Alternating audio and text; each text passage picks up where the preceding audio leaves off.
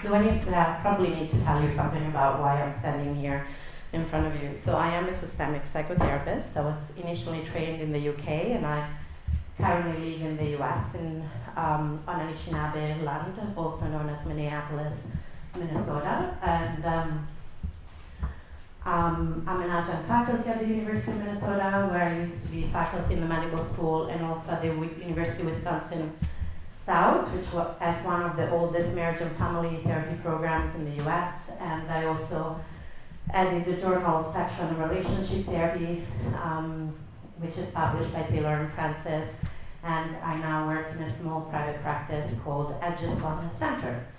And I'm standing here in front of you, I guess, because I have been walking the line between activism and scholarship for some time, maybe a couple of decades now. And so I'm hoping to bring some ideas that might be useful to folks who are clinicians or who might be familiar to you if you're clinicians, and may be new to some of you who are not. Before we get started, I just really want to take a moment to kind of locate ourselves. So I want to take a moment to acknowledge the land we stand on. Sufia Yanok, who's a Sami indigenous activist, says, and many indigenous activists say, wherever we stand on the earth, we're standing on indigenous land. And so I want to take a moment to acknowledge our relationship with the land and to just express gratitude to all the stewards of the land and their elders, past and present. I also want to take a moment to thank ancestors of blood and of family and of activism and of relationships. We're not the first ones that would talk about different relational configurations, and hopefully we won't be the last. So taking a moment to acknowledge that line from the past into the present and being part of that. I want to just take a moment to thank all the people who make it possible for me to come and do things like that, because I think there is a lot of hidden production of scholarship. We think that we are kind of complete unto ourselves, and I'll try not to knock the mic. But actually being here means that my spouse is at home looking after my child. It means that colleagues are stepping up and helping out with clients. And so I'm really grateful also to all my clients who shared stories, who have allowed me to be here and share some of my experience. To the conference organizers for the invitation, and to my colleague, Dr. Mac John Barker, for their unwavering support and collaboration over the past 14 years we've known each other. So I want to just give a few pointers. There's going to be some terminology that's going to come up again and again in my talk today. One of them is systemic therapy, which is very much rooted in kind of family systems. And the idea of systemic thinking and systemic therapy is that really we are all part of a range of systems. And even our own body is an ecosystem, composed of many different systems: bacterial system, muscular system, bone structures, and so on. And then we're immersed in a whole bunch of systems, from family of origin to language, culture, gender, and many other systems. So systemic thinking is really looking at things from a relational perspective and looking at the interactions between different parts of the system, and how are we shaped by all the systems that we're part of, and how do we shape those systems that we're part of. I'm also going to talk about intersectionality, which is a term coined by Kimberly Williams Crenshaw. And the way I would sum up intersectionality is that the whole experience is bigger than the sum of its parts. So the way I walk in the world is more complex than any one facet of my identity, basically. And I would really like us to invite ourselves to even look around right now and think about who is here, what do you see, what stories do you have about the colleagues you see here, people you know, people you don't know. And I'm pretty sure right now there's a lot of stories that we're telling ourselves about who's in the room and who's not. And so intersectionality is really an invitation to kind of think about all the different components and not just certain aspects that we see. And it's really important to also remember that the way it's rooted very much in the experience, in the US experience of girls and women of color. And so whenever we talk about intersectionality and we don't talk about blackness and the anti-blackness that's really pervasive in dominant Anglo culture right now on a global level, then we can't talk about intersectionality, because we really need to have that kind of front and center as much as possible. And it's really an analytic sensibility. It's a way of kind of looking at the world through this lens and through the lens of relationship and power. And more than just words, it's also a movement for changing some of those relational systems. And finally, another word that I might use a lot is non-binary or multiversal, and that's the idea that we want to move beyond there's this or that, it's either or, and much more towards the both end, and the fact that at times things can exist in the space of paradox, and the more than one story can be real, valid, or true, basically. So those are just some pointers. At the end, we're going to have some time for questions, hopefully. I'm a talker, so I can go. But I'm going to, but as I go, if there are any words that I use that are unfamiliar or they are not clear, please wave, and I'll do my best to kind of scan the room and make sure I clarify things as I go. Alrighty, so why are we talking about therapy when we're talking about consensual and ethical non-monogamous and contemporary intimacy, beyond the fact that we are a Sigmund Freud university, for which I'm grateful, because then I got invited. So why is therapy relevant? Well, I kind of want to back up for a moment and think about what is therapy.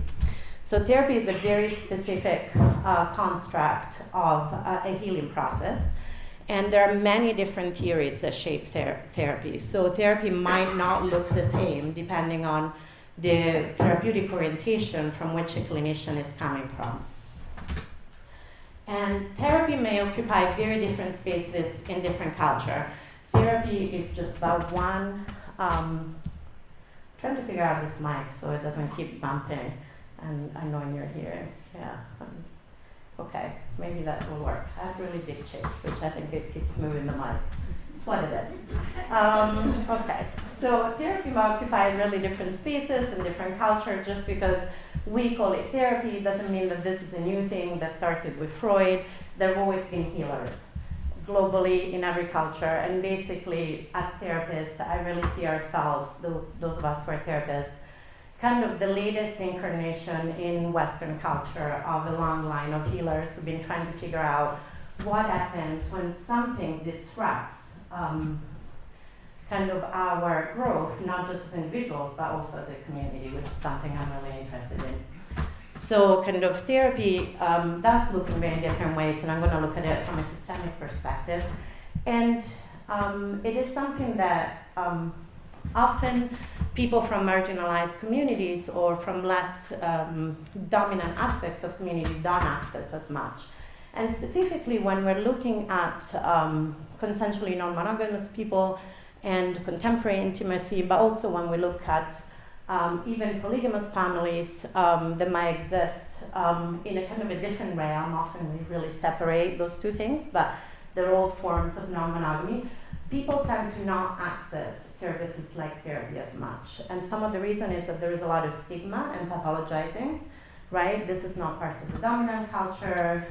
There can be some nervousness about even approaching a therapist, and sometimes there can be actual pathologizing and stigmatizing in the field. There's also a lack of knowledge and training among therapists. Not a lot of people know how to work with non-consensual, non-monogamous, consensual non-monogamous family systems, and there is a fear of legal consequences, especially when there are children present. There can be a cycle of secrecy where there can be stressors, because parenting is a stressor in itself, especially when maybe there's not as much support around the parents as there needs to be for parenting to be successful. But there might be a fear of children being taken away, of social services seeing the environment as not ethically suitable for minors, and so on. So people might have some fear. They might ask the children to keep relationship secrets, or they might keep their relationship secret from the children, which from a family therapy standpoint then is its own problem, because keeping secrets is usually not very healthy in a family system. And that could be a whole other talk. And also there might be previous negative or ineffective experiences of therapy. That's pretty common. I think if I had like a euro for every time a client was like, yeah, I've tried therapy, it was terrible, or I tried therapy and then I disclosed this really important aspect about my gender, my sexuality, or my relational orientation, and my therapist either terminated our therapeutic relationship or reacted badly, I would probably have a lot more money than I do. So unfortunately, there are lots of obstacles for people to access therapy. And then when they do, what happens? One of the things I've noticed, even going to talks about how to work with consensually non-monogamous clients, is that there is this lens that gets applied that's very much a monogamous lens. And so it becomes a kind of monogamy class, I call it. And often, and we're going to talk about this a little bit more, about what I mean about this monochrome lens that gets applied to non-monogamous relationship systems. And one of the problems of why this lens gets applied is that we have a whole bunch of dominant lenses in our culture that we may be more or less aware of. And therapy is not divorced by those lenses, it's very much part of that. So for example, things like racism, xenophobia, heteronormativity, so the idea that being heterosexual, so being in opposite gender relationship is kind of natural and normal, in air quotes. Misogyny, homophobia, transphobia, all those kind of things are like the air that we breathe. It's like even if we are immersed in kind of non-dominant cultural groups, or we read critically, the way that we interact with the culture means that it's like these particles are coming into us all the time. And so of course therapy is not innocent or not separate from all these dominant lenses. And this might look like a really long laundry list of things, right? And often one of the conversations I had last year after a talk was, these are great lists, but is it just about being politically correct? And so I really wanted to take a moment to talk about how actually this is not about a laundry list of political correctness, but it's a laundry list of relationships to power.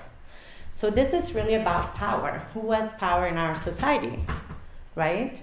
And who has power not just in kind of our section of society, because we might be immersed in non-dominant culture. I know, for example, that where I live, kind of queerness is the norm. It's very different from dominant culture, but that doesn't mean that I'm completely separate from dominant culture.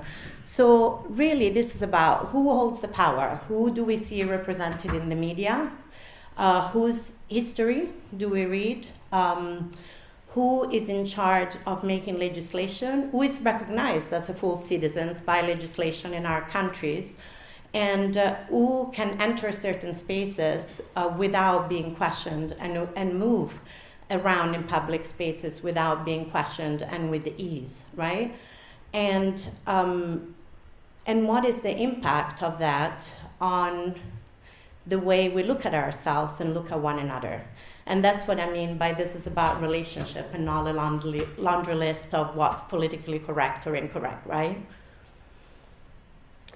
Because hopefully when I try, for example, to eradicate ableist language from my speech, I'm not doing that just for myself as a person with a disability, but also for all the friends I know with various disabilities who over the years have told me how they are impacted by certain things, because my lens might mean that I only see my experience. But the more I'm in relationship with other people, then the more it becomes about the relationship I have with other people. So when I have a relationship with other people, being respectful and inclusive of their experience matter, because it's about people and not about being seen as a good person in air quotes or an ally. Does that make sense? And so it's less performative and more change in action, I would call it. So we're talking about this because even when everything goes well and somebody who is consensually non-monogamous seeks therapy and they go and see a therapist who's competent, has a lot of experience in working with consensually non-monogamous people, doesn't mean that those things are still not going to be relevant. So it's not just about non-monogamy, it's also about who are the people in front of us. What is their gender? What is their sexual orientation?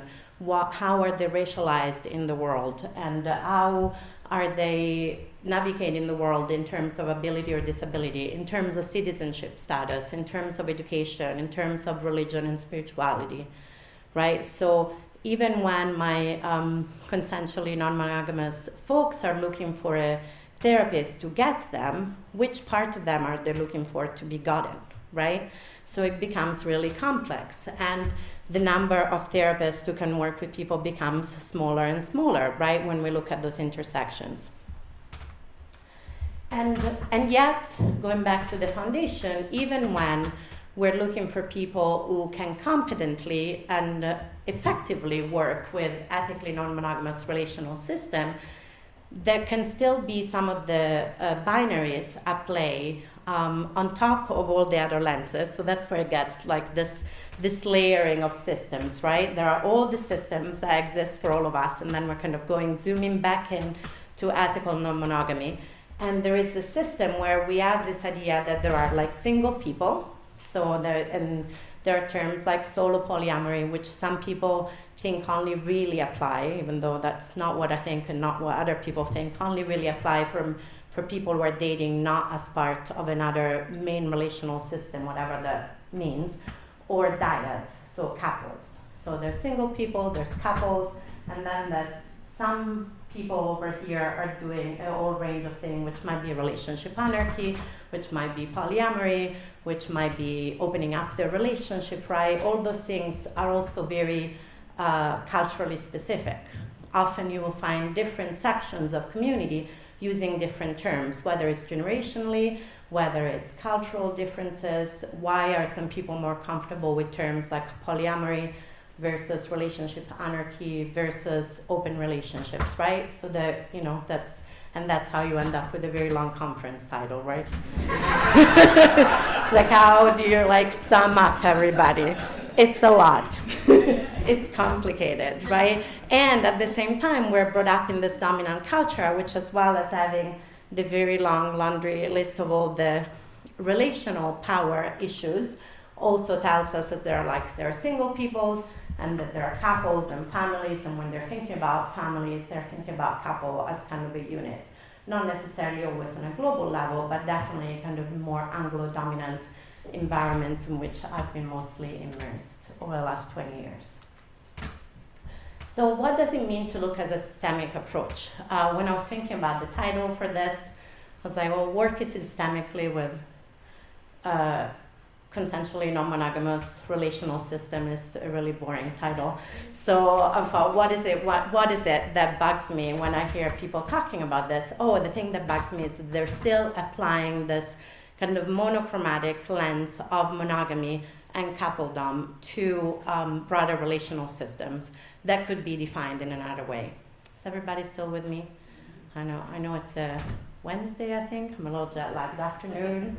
But yeah, so, and one of the things that I really love about being part of the community and working with consensually non-monogamous relational systems is that there is a really broad range of how people do relationships and how people do families. And I would say that's true for everybody, that the range in which people do relationships and families is so much larger than we usually think, and definitely so much larger than what we train people to work with.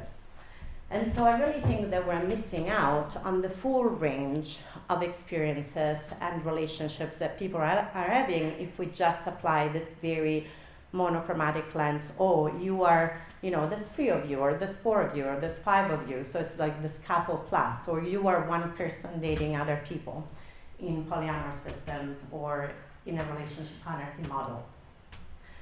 So why do we want to bother with systemic thinking, and why did I decide that maybe bringing systemic thinking to this conference was a good idea? From my point of view, when I was looking to train as a therapist, I really wanted an approach that was much more aware of power relationship, and also that saw me as a legitimate agent of as a therapist. So for example, it was very difficult for me to think of myself adopting a psychodynamic approach, not to this psychodynamic therapist, but there's been a long history of pathologizing queer people, for example, and I know that that's changed over time, but that was definitely an initial barrier for me when I was thinking about different approaches. And so system therapy and systemic thinking really is born out of an awareness that we are part of different that we are part of all these different relationships, and that power is key. And so there is the possibility of approaching kind of dominant discourses critically and dominant lenses critically. There's an invitation to make what is implicit explicit. So we might know that there are power relationships, but how do we make all those things more explicit and part of the conversation? And do we have the tools to do that? And it really supports people in reconsidering the foundations. And we'll talk a little bit about what are the foundation of consensually non-monogamous relationships. And it allows us to zoom in or zoom out. Because the systems are so multi-layered, I can get really, really detailed and kind of zoom in the people in the room, while at the same time being able to zoom out and be aware that the people in the room are part of this larger systems like language, like culture, like the society we live in, and all of that. It's very compatible with intersectionality as an approach, and it definitely highlights interdependence. And it's a relational approach for relational issues. One of the things I was really fascinated by was families, just because families are fascinating, and many of us have complex relationships with our family of origin, as do I. And so I was really fascinated by how people do families. And so adopting an approach that it's in itself relational made sense to look at relationships. So that's why I think it's worth bothering with a relational systemic kind of framework. So that's a lot of theory, which is all well and good, and it's probably really boring if you're all thinking about dinner and the party afterwards. So I want to give some practical examples of what does this look like in terms of my work with people. And one of the, and this is just one really common example, and what I saw happen again and again is that often it would be a couple, less often a kind of a larger relationship system, sometimes an individual that would come in for a range of reasons. Maybe people might come into therapy because they're having challenges with multiple people parenting children, or they might come into family therapy because they're thinking about opening up their relationship, or because a new person has come into the relational system that's kind of upset things a little bit, and systems like to stay in balance. It's called homeostasis. Systems want to stay the same. So whenever something changes, it's like a snow globe. It gets shaken up, and things might settle down in a way that doesn't feel quite right. And so looking for support from by a family therapist sometimes looks like things are a bit upset, and we want to see how they settle down. But one of the things I saw again and again is that people would talk about their relationship like it's one thing. And so, you might have people talking about, I don't know if I should end my marriage or not, or if this relationship should go on or not, or if this relationship is good for my family. And one of the lenses that often I bring is, which aspect of your relationship are we talking about? Are we talking about, for example, the friendship you might have with this person you've known for 10, 15, 20 years? And are we talking about the emotional bond and responsibility that you feel towards this person? Are we talking about your romantic feelings towards this person? Are we talking about your sexual intimacy? Are we talking about the legal contract that is binding that you have? Are we talking about your socioeconomic status, right? As a household, for example, you have a combined income. So are we talking about separating incomes? Are we talking about parental responsibilities? Because if you're parents and you have a co-parenting agreement, just because maybe you end a romantic relationship or a legal contract as spouses doesn't mean that you are not any longer in relationship as co-parents, right? Which is actually something that both monogamous and non-monogamous people often have to face. That, great, you don't want to be with this person anymore, but you're still parenting with this person. So probably all the problems that you had before, you're still going to have without the sexual intimacy, which is probably going to make things worse. So we need to kind of figure it out, whatever you decide to do with the relationship, right? And I see some kind of knowing smiles from people maybe have been either through this individually or as therapists. And you'd be surprised how many people, even have been in consensually non-monogamous communities for a long time, and we're talking like 10, 20 years even, or therapists who've been doing this for a long time, don't necessarily start breaking things down in their components. So which component of the relationship are we talking about? Because one relationship is many systems, right? And what are we talking about? Maybe the religious beliefs that you have, right? That's another system that people are immersed in. So what component or components often, because they're interconnected and there's a relationship between them, are we talking about when we work with people? And often that can be really transforming for people because it can highlight where there might be a value clash that was not recognized. Because often you get this very cohesive narrative, because humans are kind of meaning-making people, and we like to have cohesive narratives, right? We've been together for a long time, and we're open with everybody, and everybody knows that we are consensually non-monogamous, and everything is fine, but I don't want to have sex with my partner, and I'm having sex with other people, and this is a bit of a problem. That is not an uncommon issue, right? Or we kind of want to open up our relationship, and we thought we wanted this, and actually my spouse wanted this, but then I started dating somebody and everything blew up, right? Those are not uncommon narratives for people to bring into the therapy room. And so once we start kind of pulling the threads, okay, what is happening here? Which thread are we pulling at, right? How are all these different things connected? Then we're starting to really get to values. And I think what happened with values is, what is it that we're really talking about?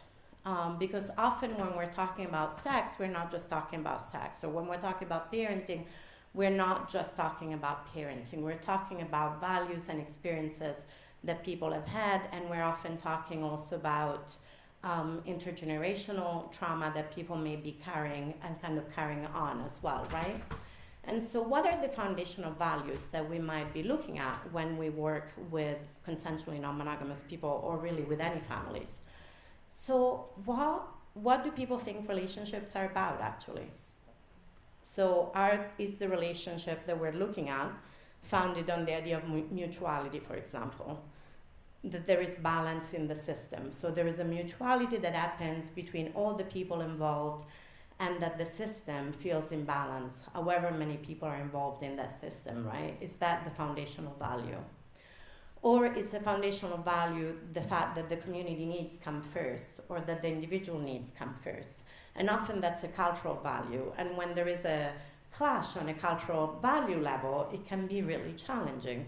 People can have really strong feelings about what the other person is doing, and really strong stories about that impacts them, right? I don't understand why you want me to be nice to your parents, or why can't we be out about this, right? This doesn't matter, it's just about us, versus no, this is really important, and if you can't negotiate this aspect of our relationship, or you can't accept that these people are in my life, then this is not going to work. Is the relationship founded on a more exchange, quid pro quo, so I give you this, you give me that, kind of value basis? So for example, if there is a marital contract, is there an expectation that that marital contract comes with some sexual obligations, which is often an implicit expectation. So often people will say things like, yes, all relationships have all these different components, I'm with you on this, we're exploring, it really bothers me that these people are having sex with one another, but they're not having sex with me. And once you start kind of really kind of grinding down on what are the foundational values that are at stake here, who feels owed what in the relationship because of their labor, right? So if somebody is bringing in financial contribution to a relationship system, what is their expectation in terms of emotional and sexual labor in exchange?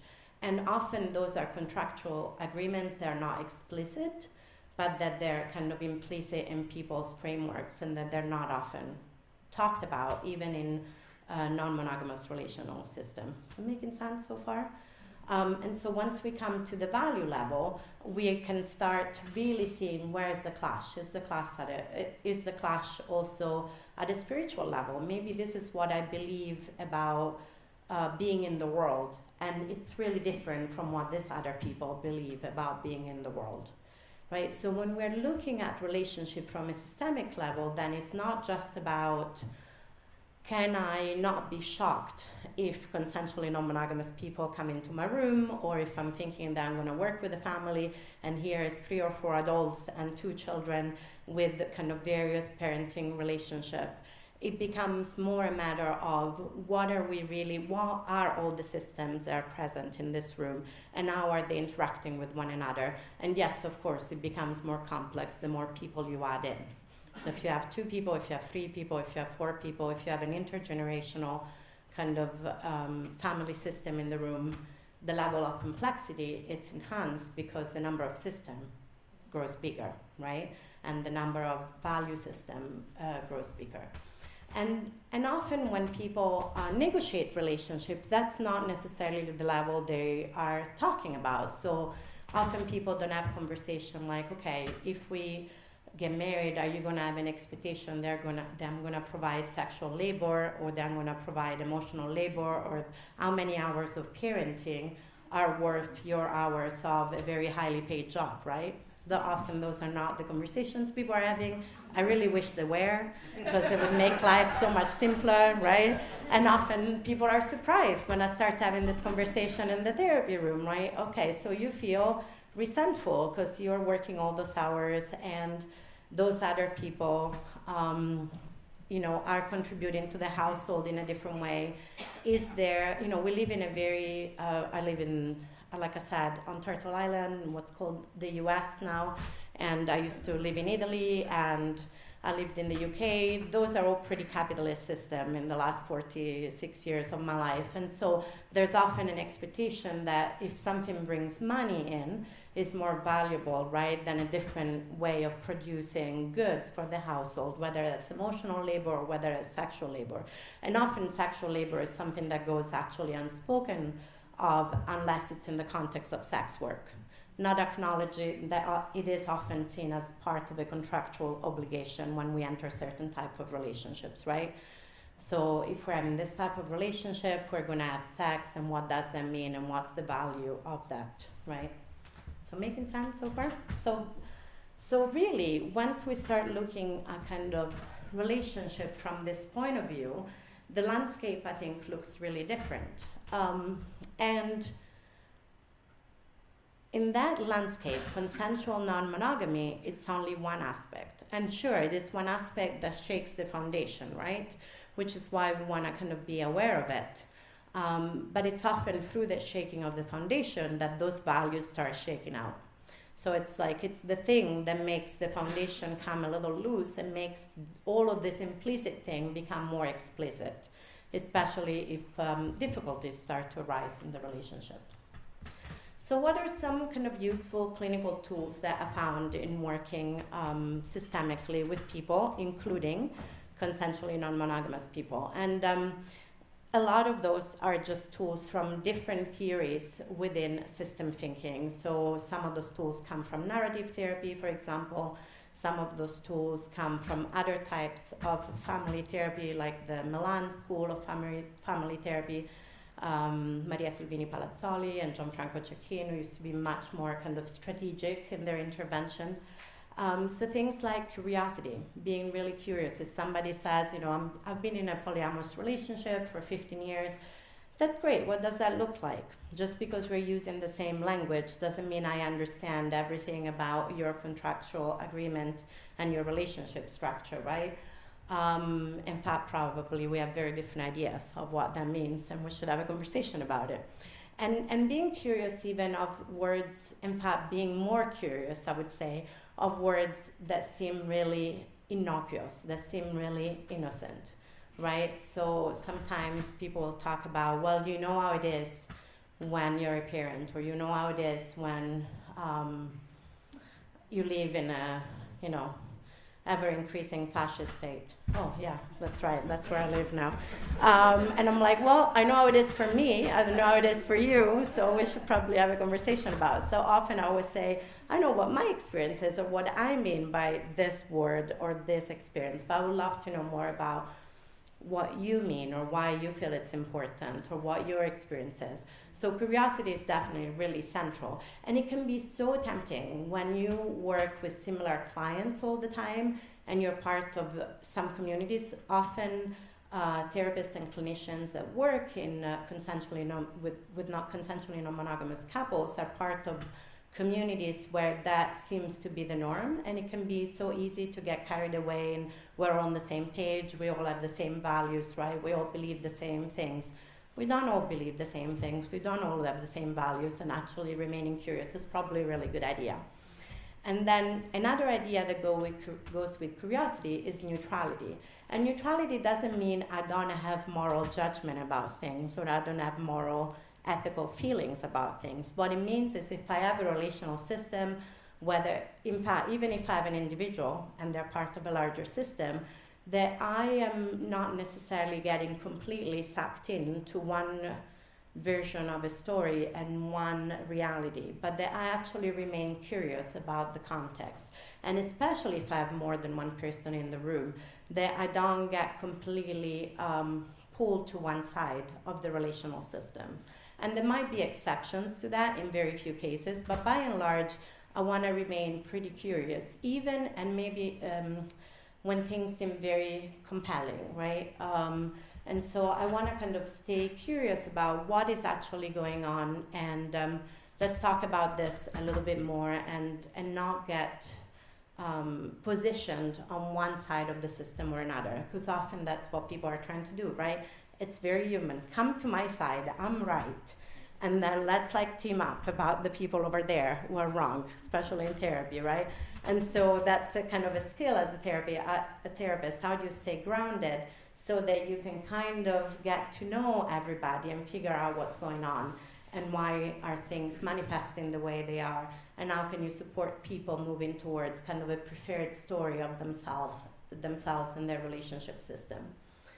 And irreverence is another really good tool in doing that. So I want to be mindful of my impact, but sometimes it's okay to be a little bit irreverent of some ideas. Like I work with adolescents a lot, and one of the things that's irreverent is that I might swear sometimes, which gives the teenagers permission to like relax and go, oh, it's okay to use whatever language I want to use. Actually, that works with adults too sometimes, because Minnesota, it's a little straight-laced. So sometimes if I'm like, oh, sorry, I said that word, and I'm actually surprised I haven't swore so far in this keynote, so go me. Being a little irreverent, it's a good idea, kind of loosens people up, or being a little bit irreverent of things that might seem really sacred and that we don't put into question, right? So whatever that is, and that can be very different for different people. Like, so we never put into question that jealousy has no place in our relational system. That could be a very sacred belief for some people. Only these people do jealousy. We don't do jealousy. Only these people do anger. We don't do anger. We only use nonviolent communication. Really violently, but we're using nonviolent communication. Right? Exactly. There are certain things that are kind of sacred and like, we don't touch those. I was like, we need to touch those. We actually need to like poke at them pretty severely probably, but we'll approach gently, right? So, we want to be a little bit curious, like, oh, you have that belief. Wow. I don't believe that, like me, right? I actually think it's okay, or I can't do that for you. So is there a way in which we can approach the system in a way that's inviting for things to open up a little bit more and create a little bit more space? Because often if systems are closed and there's not a lot of space, there's not a lot of possibility for change, right? I don't know if you've ever been on a really, really crowded subway train, or a really crowded bus. Lots of crowded bus in Rome where I grew up, and you're there and you can't move very much. There's not a lot of room for movement when you're like that close, right? So you need to create a little bit more space to even see kind of new possibility. And irreverence can definitely be a tool to do that. From personal construct psychology, the idea of being able to ladder up and down in terms of people's values. So great, we're talking about jealousy, we're talking about anger, we're talking about sexual labor in your relationship. What are we really talking about? What is it, you know, do we want to, again, take the 10,000 feet view, or maybe want to go really, really micro and see what is really at the heart of this issue? So we want to have the possibility of kind of really exploring certain things in therapy so that we can get a more in-depth understanding of both the roots and how big this issue goes. Looking for exceptions. So often when people come to therapy, they're coming with problems. Pretty rare. It happens, but it's pretty rare that people come in and go, everything is going great in our relationship system and we want to make it even better. That's why we're here. That's a dream, but it almost never happens, right? It's usually like, things are terrible, they're falling apart, please help us. Or I really want out of this relationship, but I haven't said anything and I've kind of agreed to come with these people, you know, to this setting. So when are things going well? When are things not terrible? What is working? I kind of want to get to know the system, not just in its lack of functioning or things that are going wrong or the problems, but I also want to know what is going well, what is working, which are the times in which you can remember why you came together in the first place, or why you made the agreements that you made in the first place, right? Using metaphor can be really helpful. If you had to describe, you know, are there any images that come up for you when you describe your relationship as it was and as it is, right? And people can come up with some really strong images that then might open up new possibilities. Again, it's it feels like it was all like we were on this cruise and it was smooth sailing and it was fabulous, and now it feels like the Titanic, for example, right? And things are not working and everybody is just like jumping for the various lifeboats. So whatever the metaphor is, and not always inviting clients to come up with their own metaphor. Is there an image? Is there a movement? Is there a sound that would describe how you view your relationships at the moment, or this relationship if we're working on a specific relationship? And then kind of figuring out what is it that people want. So often people come with all the list of things that don't want in their lives, but what is it that people are looking for? And even when people are coming in maybe because they're at the initial exploratory stage of we are thinking about opening up our relationship, which is also not an uncommon kind of scenario to be working with as a therapist. Great, how do you imagine that would play out? What is it that you imagine having in your life that's not in your life at the moment, right? So kind of what's the dream, what's the vision, what is driving you, and how realistic is it? Or what is going to happen, do you think, if you keep going in this direction, right? And then when you find those kind of preferred or alternative stories, as they're sometimes called in narrative therapy, so the things that people want, how can you get them to become really rich and thick in terms of descriptions? Because often people have really thick, rich ideas of problems, but they don't have very thick, rich ideas of how they might like things to be. They just want them to be better. And like better doesn't give you a lot of room, again. And then things like somatic approaches, so attention to the body. When you have a relational system in the room, kind of pay attention to how are people sitting? Are they touching one another? Are they not? Are they looking at one another? Are they not? What is happening? And what possibilities can be created? And what's going on a nervous system level, right? The body, like we're embodied beings, and there are so many clues that we can pick up in terms of movement and body, but also things like a change in coloring, you know, that happens as people's nervous system go up or down, right? Voice tone, tension, and those are things that the more you observe them, the more you become aware of what might be happening. Tension in the jaw, like a bracing that might happen when talking about specific topics.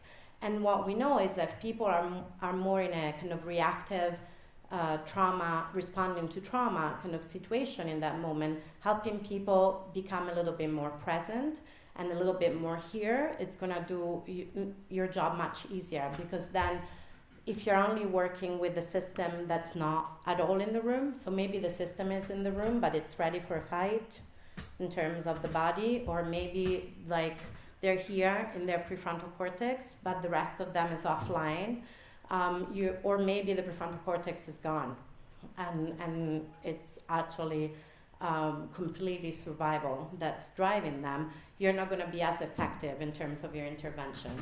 And being aware that people don't come in as neutral kind of systems that are separate from history or culture, right? That people carry historical, social, and cultural trauma with them that often also plays out at the level of individual relationships. And so having an awareness of all of those dynamics can help us be more effective when working with consensually non-monogamous relational system.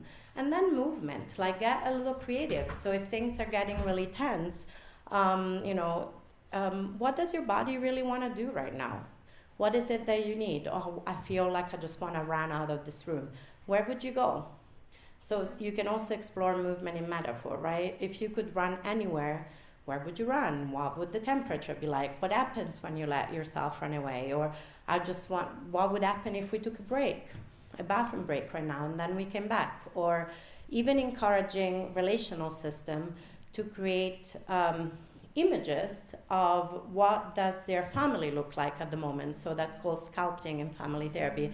Like, create a picture for me of how your family is working or how you would like it to work. So there are lots of different things that we can do creatively, bring in the whole system and involving them in therapy in ways that are not just about talk, but that are also about experiencing something differently in their bodies and opening up new possibilities. And often if people are engaging in consensually non-monogamous relationship, there is a first for new possibilities. Unless somebody is kind of historically, religiously kind of following a non-monogamous script, many contemporary non-monogamous relationships and intimacy come from a first of doing things a little bit differently from what dominant culture is telling us, right, about relationships.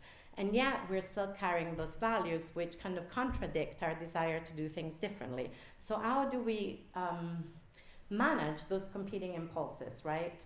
I want to feel very open and very loving towards anybody who comes into our lives, and I'm completely feel consumed by jealousy and rage because my needs are not getting met actually, and other people's needs are getting met, and I have a lot of developmental trauma about not feeling seen, and the more marginalized experiences that might be in a relational systems, the higher the level of complex developmental trauma and historical and social trauma there is, right?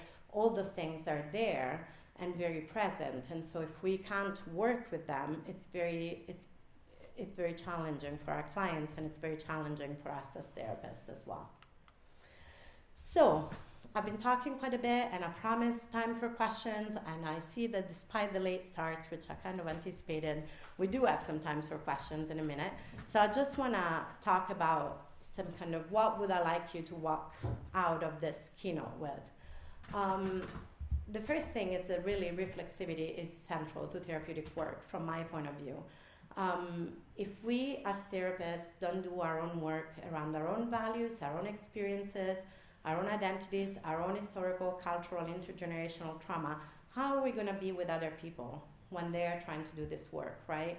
I often talk to supervisees about how good therapists have therapists, and that's something I really believe in, right? We need to do our own healing work to know what works, but also to be able to hold hope for people when they're feeling hopeless, to be aware of what are the areas that maybe we find a little bit challenging because of our own experiences and identities and histories and so on. So reflexivity is really key. And what are the values that we're bringing to our relational work? So that we can also be really genuine and authentic and honest with clients about what needs can we meet and what needs can we not meet. then non-monogamous and contemporary intimacy, I love the title of this conference. And it's a very large umbrella. We already talked about this. There are so many different ways of doing relationships. And new ways keep coming up because it's great, and that's kind of what happens historically. And oh yes, we know that this has been going on a long time, but we want to do something different. Often generationally that's happened as well. So remaining curious is really key. What somebody means by polyamory might not be what I mean. What somebody means by relationship anarchy or solo polyamory or other forms of non-monogamy might not be what I think it means. And assumptions can lead to misunderstanding, but also missed opportunities. And finally, obviously, I would not be standing here talking to you about system theory if I didn't think that systemic approaches were not helpful. Systemic thinking for me is really helpful in terms of kind of broadening up that picture.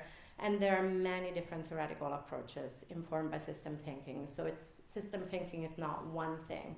And there is a lot of room kind of under the systemic umbrella, a little bit like the consensually non-monogamous umbrella. And one of the things that I would like to see us move away from is the idea of cultural competence. And many people have talked about cultural competence and the criticism of it much more compelling ways that I can. But one of the things that really strikes me is that often when we talk about cultural competence, we're talking about being competent with people who are other than us, other than the dominant culture, right? I haven't seen a lot of culturally competent trainings for people to work with heterosexual monogamous relationships, right? You don't see a lot of cultural competency training for working with Christian, white, cisgender people, right? So cultural competence is a concept that's applied to the other, that's not included in kind of the way we train people to work in the world, because those others over here are kind of the exceptions, and they're a little bit weird, and they're not kind of our main focus, right? And that little bit weird section includes most of the world. It's like once you slice it, I'm like, hang on a minute. Like, we're all over here having different experiences, and this tiny section is getting a lot of airplay. And I think then we go back to the slide about power and that long laundry list of power dynamics, right? So I think one possibility that system thinking opens up is to move away from cultural competence towards an analysis of systems and power, which hopefully then enables us to work with people in a different way. And it is a multi-level relational approach for complex relational systems. The more people you're going to have in a relationship systems, the more values, the more experiences, and that is a beautiful, rich landscape. And it's also a complex landscape, and it's kind of good to have some relational tools to navigate the landscape. So I know that this is a very kind of compressed presentation of maybe how systemic thinking might be useful in working with consensually non-monogamous relational systems in therapy. And I want to have time for a few questions, but hopefully this will inspire you to think about how to work with clients if you're a therapist, or what questions to ask your therapist if you're looking for a therapist as a client. Thank you.